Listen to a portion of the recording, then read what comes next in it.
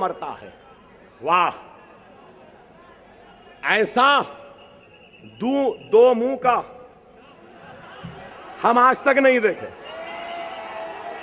बोलता एक है, करता एक है। लव जिहाद, इनका एमपी बोल रहा है तो मुंह मूछ के खामोश। राम का खून बोल रहे, नरेंद्र मोदी का मुंह खामोश। घर नहीं देना, इनका मुंह खामोश। लव जिहाद, इनका मुंह खामोश। अरे कै का लव, कै का जिहाद? जिहाद मुकद्दस चीज है, लव से क्या ताल्लुक? क्या ताल्लुक? अरे वो तो अच्छा हुआ ये योगी आदित्यनाथ, ये नरेंद्र मोदी, ये बीजेपी आरएसएस इस अकबर के दौर में है। नहीं मालूम उस अकबर के दौर में रहते तो मान सिंह ने जब राजपूतों की अजमत को जोधा भाई को पेश किया तो ये लोग जोधा भाई को मलिका हिंदुस्तान भी नहीं बनने देते थे। क्या ये सेक्युलरिज्म नहीं है? क्या हमने राजपूतों की आन बान शान को मलिका हिंदुस्तान बनाया? क्या नहीं बनाया? अरे जिस शहर से मैं आया हूं वहां पे भी कुली कुतुब शाह भाग्यमती नामी एक लड़की से मोहब्बत करते थे और फिर उसके बाद भाग्यमती को हैदर महल बनाकर हैदराबाद को बसाया। तो सेक्युलरिज्म हमारे में नहीं है। अरे बताइए आप। खैर, बहरहाल बहुत सी बातें हैं। गुजरात के आए और बने ये वजीर आजम आज क्या कर रहे हैं? ये बयान क्यों दे रहे हैं? ये बयान क्यों दे रहे हैं? इस वास्ते दे रहे हैं कि वो अपने इस बयान के जरिए आपको मुंतशिर करना चाहते हैं। मासूम मुसलमान एक बोलेगा, जान दो भाई, बोला तो सही ना। ये मासूम नहीं है, ये लोग मासूम नहीं है। ये वही लोग हैं जो अल्लाह के घर को शहीद करे। ये वही लोग हैं जो मुसलमानों की इज्जतों को लुटाए। ये वही लोग हैं जो हमारे बस्तियों को जलाए। ये वही लोग हैं जिसने इशरत जहां का इनकाउंटर किया। ये वही लोग हैं जो सोहराबुद्दीन को गोली मारे। ये वही लोग हैं जो एहसान जाफरी को गोली मारे। ये वही लोग हैं जो हमारे शहर के वकील को गोली मारे। ये वही लोग हैं जो हमारे बच्चों को जेलों में रखते हैं। ये वही दरिंदे हैं जिन्होंने मुजफ्फरनगर में फिसाद बर्पा करने वालों को क्या किया? उनकी ताजपोशी और शालपोशी की थी। उस वक्त सेक्युलरिज्म याद नहीं आया। हिंदुस्तान हिंदुस्तान कहते हो तो मैं आज नरेंद्र मोदी से मुतालबा करता हूं और यह बात कहना चाहता हूं कि मोदी, जितना हक तेरा इस मुल्क पर है उतना ही हक मेरा इस मुल्क पर है। मैं इस मुल्क के दूसरे दर्जे का शहरी नहीं हूं। तू पहले दर्जे का शहरी नहीं है। जितना तू उतना मैं और हम सब भी उतने हैं। दूसरे दर्जे के शहरी के नजर से देखना छोड़ दो। हम मरने तैयार है, मिटने तैयार है, लेकिन खुदा की कसम झुकने तैयार नहीं है। क्योंकि यह सर सिर्फ अल्लाह की बारगाह में झुकता है और किसी के सामने नहीं झुकता। यह हाथ अल्लाह से मांगते हैं, किसी से नहीं मांगते। अगर आज कोई ये कह रहा है कि सेक्युलरिज्म के वोटों को बांटने आए, तो नहीं, हम किसी को बांटने नहीं आए हैं। हम अपना हक लेने आए हैं।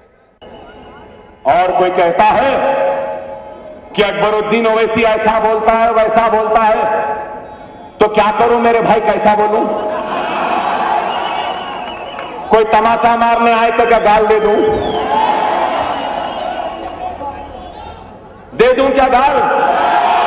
नहीं मेरे भाई, ये तमाशा मारने आए थे, एक गाल दिए तो दूसरा गाल देना, मार लो मेरे भाई और मार लो। नहीं भाई, हम ऐसे नहीं हैं, ऐसे होते तो इतनी दूर नहीं आते थे। मैं गोलियां खाया 40 बार ऐसा पेट पे बैठ के मारे, ये हाथ पे मारे 50 मरतबा, ये गुर्दा पे गोली लगी, पेशाब की थैली फट गई, ये फसली टूट गई, अंतड़ियां फट गए।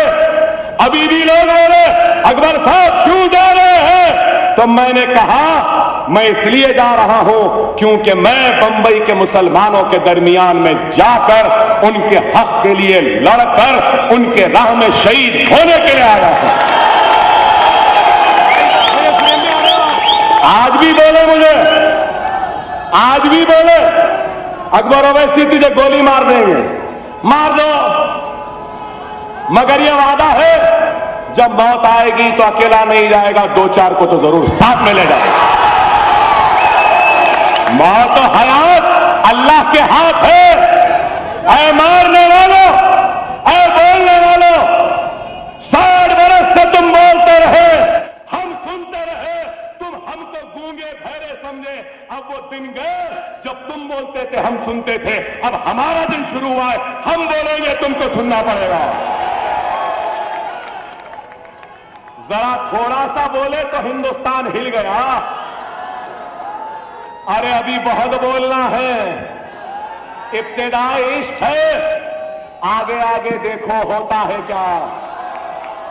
मैं हार के लिए या जीत के लिए नहीं आया हूं, मैं मुसलमानों की इज्जत के लिए, वक़ार के लिए, शान के लिए, शौकत के लिए, इंसाफ के लिए, उनके बच्चों को छुड़ाने के लिए, उनको 2000 करोड़ दिलाने के लिए, उनकी जिंदगियों में खुशहाली लाने के लिए, और वक्त पड़े तो मुसलमानों को पीछा रखकर सबसे सामने रहकर अपने सीने और सर पे गोली खाने के लिए आया हूं। अब आप फैसला करें मुसलमानों, ये अकबरुद्दीन ओवैसी संघ परिवार आरएसएस नरेंद्र मोदी को ललकारता है, डरता नहीं है, हिम्मत वाला है, मरने को तैयार है। लेकिन ये अकबर ओवैसी आज तुम्हारे सामने झोली फैलाए इत्तेहाद की भीख, वो खैरात मांग रहा है। मुसलमानों, तुम्हें रसूल अल्लाह का वास्ता, तुम्हें खुलफाए राशिदीन का वास्ता, तुम्हें शहदाए करबला का वास्ता, तुम्हें हजरत हुसैन का वास्ता, हजरत हसन का वास्ता, हजरत बीबी फातिमा का वास्ता, तुम्हें वास्ता औलिया अल्लाह का, तुम्हें वास्ता नेक मुसलमानों का। खुदा के लिए मुसलमानों, मेरे इस झोली में, इस भिखारी के दामन में अपने इत्तेहाद की खैरात को डाल दो, इत्तेहाद की खैरात को डाल दो। मसलकी, मकतबी, अहले हदीस, बरेलवी या दूसरे अकायद के झगड़े, इख्तिलाफ को खत्म करके वो इत्तेहाद की भीख डाल दो। तुम अपना भी इत्तेहाद की खैरात से मेरा दामन भर दो। रसूलुल्लाह की कसम, मैं नरेंद्र मोदी के सर को तुम्हारे सामने झुकाकर चलूंगा, और कुछ नहीं चाहिए। इतना तो देंगे ना मुंबई वालों, ये खैरात तो देंगे ना, इत्तेहाद पैदा करेंगे ना।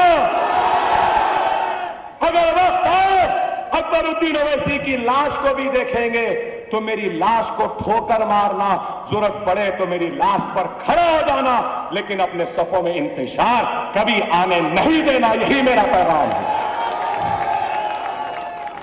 दुआ करना चाहता था, वक्त नहीं है।